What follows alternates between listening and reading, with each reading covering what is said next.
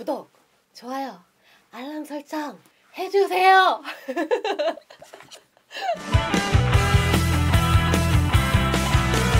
안녕하세요. 찐손TV의 최주의 손해사정사입니다. 오늘은 킥보드 사고에 대해서 조금 알아볼까 해요. 요즘에 전동 킥보드나 이 이름을 잘 몰라요. 근데 전동 킥보드는 뭐 세그웨이 이렇게 얘기한다고 하더라고요. 밖에 하나 달린 것도 있고 2개 달린 것도 있고, 그거에 대해서 좀 얘기를 한번 해볼까 해요. 그냥 일반적으로 저희가 뉴스나 이런 데서 접할 때는 전동 킥보드 사고 이렇게 얘기를 하거든요. 내가 보험을 예전에 들었던 거 하나쯤은 다 있으시잖아요. 실손보험부터 뭐 운전자 보험, 상해보험, 통합보험, 질병보험까지. 저만 해도 보험이 한 10개 넘게 있는 것 같아요. 저는 예전에 한번 사고를 당했기 때문에 보험의 필요성이 얼마나 중요한지 알아서. 문제는요, 이 보험 계약을 하실 당시에 내가 만약에 차량 운전을 하면 이제 차량 운전을 했는지 안 했는지는 물어봐요. 영업용 차량을 운전합니까 있거든요. 그런 계약 전 알릴 의무 중에 한 가지인데요. 근데 문제는 계약 후 알릴 의무라는 게 한 가지 더 있어요. 계약 후 알릴 의무가 뭐냐면, 계약을 체결을 하고 나서요, 내가 어떠한 사항이 변동이 생기면 보험회사에 알려줘야 된다라고 규정되어 있는 내용이 있어요. 통상적으로 얘기를 할 때 유직자가 무직자가 된 경우하고요, 무직자가 다시 유직자가 된 경우. 보험 계약 당시에는 원래는 백수였어요. 근데 일을 하게 됐어요.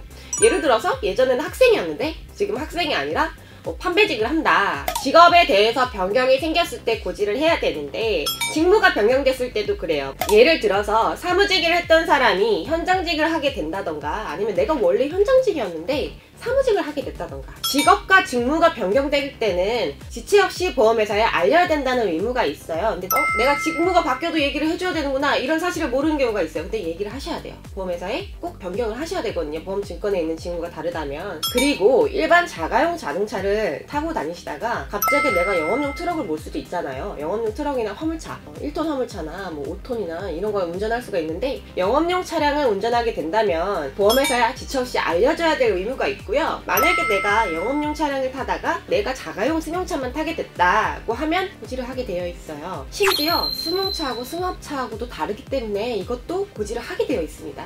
근데 이 부분을 잘 모르세요. 원래 운전은 안 했어 내가. 근데 운전을 하게 될 수도 있죠. 대부분 학생 때 운전 면허가 없다가 나중에 대학교를 들어가게 되면 추후에 면허증을 따는 경우도 많잖아요. 근데 만약에 내가 상시적으로 운전을 하게 된다고 하면 그것도 변경을 하셔야 됩니다. 보험 계약을 체결을 하고 보험 유지를 하시는 과정 동안 그런 변경이 있다면 보험회사에 고지를 하셔야 돼요. 그런데 이거를 모르고 있다가 나중에 어떠한 상해사고가 발생을 하게 되면 직업이 잘못되어 있어요, 원래 이륜차 운전을 안 하셨네요 라고 하면서 보험금 지급을 거절을 하거나 감액 사유가 된다거나, 그리고 비례 보상할 수 있는 경우도 있고요, 아예 보상을 하지 않는 경우도 있습니다. 여기서 제일 중요한 게 이륜 자동차에 대한 부분이에요. 근데 이륜 자동차라는 게 대부분 오토바이만 생각을 하시거든요. 이 퍼스널 모터사이클 같은 세그웨이가 그렇대요, 여러분.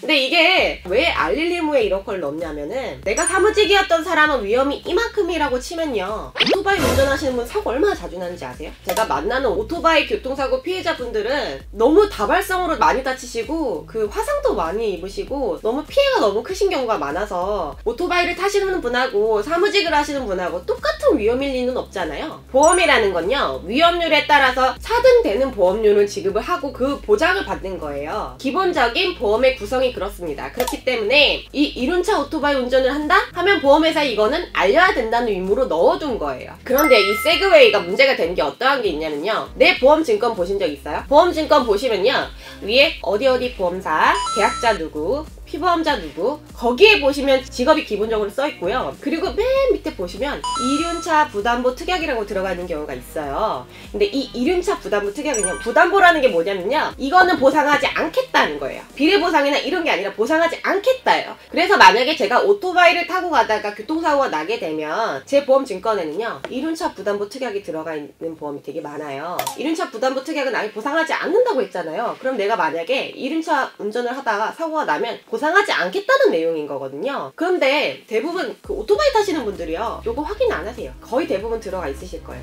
특히 고지를 하셨으면. 이륜차 운전을 하시는 분들은 보험회사에서 볼 때 위험률이 되게 높거든요. 그래서 인수를 하는 과정이 있어서 언더라이터 부서에서 처음부터 내가 오토바이 타고 다니는 사람이야. 오래됐어. 내가 나이를 30 넘어서 보험을 가입을 하는데 처음부터 난 오토바이를 가지고 있단 말이에요. 그럼 당연히 고지를 하겠죠. 오토바이 운전합니다. 그럼 보험회사에서 실비나 이런 거를 인수하는 과정에서 그럼 우리가 실비 들어주는 대신 네가 오토바이 타고 가다가 사고 나면 우린 보상 못 해준다 라고 하는 게 이륜차 부담보 특약이에요. 근데 그걸 모르세요. 오토바이 운전하시는 분들 고지하셨으면 대부분 이거 들어가 있어요.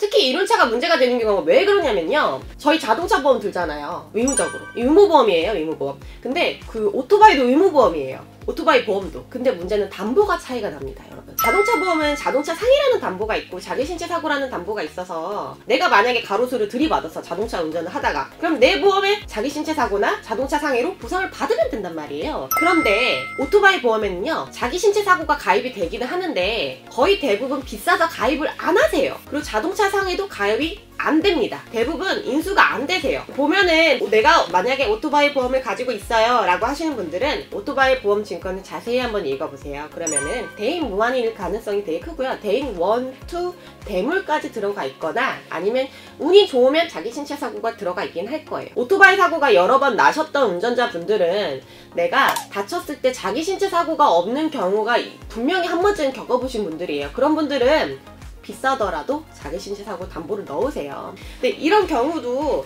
내가 고지를 해야 되는 거거든요, 사실. 그래서 이륜차 부담보 특약이라는 담보가 만약에 증권에 써있다. 그럼 내가 만약에 이륜차 운전을 하다가 오토바이 운전을 하다가 사고가 나면 내 그 보험은 보상을 받지 못하는구나 라고는 알고 계셔야 돼요.